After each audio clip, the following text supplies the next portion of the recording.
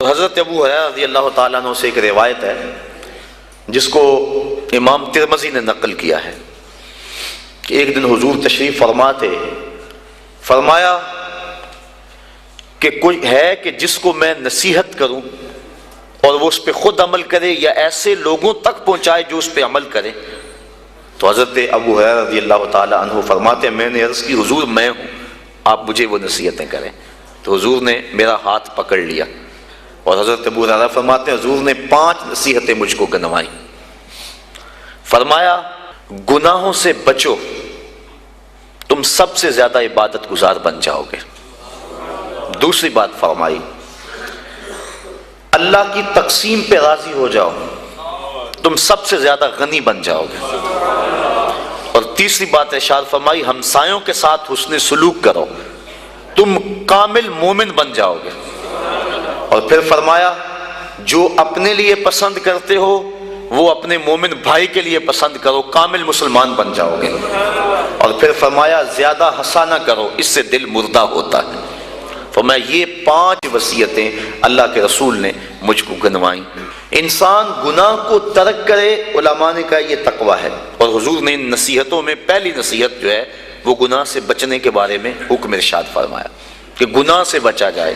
نیکی کرنی، اچھائی کرنی بہت بڑی دولت ہے، لیکن گناہ سے بچنا یہ اس سے بڑی سعادت ہے، کیونکہ گناہ کرنے سے اللہ ناراض ہو جاتا ہے، اور تقویٰ اللہ کی ناراضگی سے بچنے کا نام ہے۔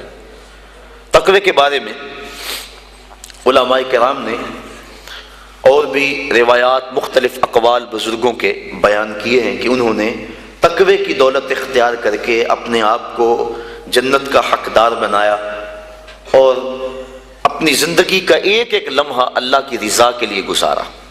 آج ان کے لیے جنت کے دروازے کھلے ہوئے ہیں اور فرشتے ان کو سلام علیکم کہہ رہے ہیں اور ان کی سابقہ زندگی پر آفرین کر رہے ہیں کہ تم نے اچھی زندگی گزاری، کہ کفاف تھوڑا تھا، ذرائع آمدنی کم تھے، اولاد زیادہ تھی، جس منصب پہ تم بیٹھے تھے تم اپنے وسائل کو بڑھا سکتے تھے، لیکن اس میں آمیزش ہوتی حرام کی، لیکن روکھی سوکھی تم نے کھا لی، اور زندگی کی مشکل گھاٹیوں سے تم نے گزر کے یہاں تک اپنا پہنچاؤ کیا۔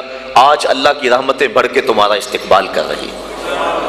یہ ہے بڑا مشکل کام آج کل بالخصوص، جب کہ دوڑ لگی ہوئی ہے، ہر شخص ایک دوسرے سے آگے بڑھنے کی خواہش کے اندر حلال حرام کی تمیز چھوڑے ہوئے ہیں، اور بات کسی سے کرو تو ہر کوئی یہی کہتا ہے جی کیا کریں، پیٹ کے لیے لگے ہوئے ہیں۔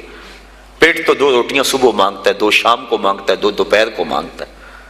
پیٹ کا اتنا لمبا چوڑا مطالبہ نہیں ہے، صرف ہم 2 دنی 4 کے چکر میں پڑے ہوئے ہیں۔ جو بندہ جہاں ہے وہاں وہ راضی نہیں ہے۔ اور اس حدیث کا جو دوسرا ٹکڑا ہے، حضور کی جو دوسری نصیحت، اس میں یہ فرمایا گیا اللہ کی تقسیم پہ راضی ہو جاؤ، سب سے بڑے غنی ہو جاؤ گے۔ غنا دل کی بے نیازی کا نام ہے، تو جتنی مرضی دولت اور پھر بھی طلب ہو تو پھر تو انسان اس طلب میں جل رہا ہے، اطمینان مل ہی نہیں رہا۔ لیکن کفاف تھوڑا ہے، ذرائع آمدنی تھوڑے ہیں، اس سوکھی روٹی پر بھی صبر ہے، قناعت ہے، تو جو لطف اس دسترخوان پہ بیٹھ کر کھانے کا ہے وہ 5 سٹار ہوٹلوں میں کھانے کا بھی نہیں ہے۔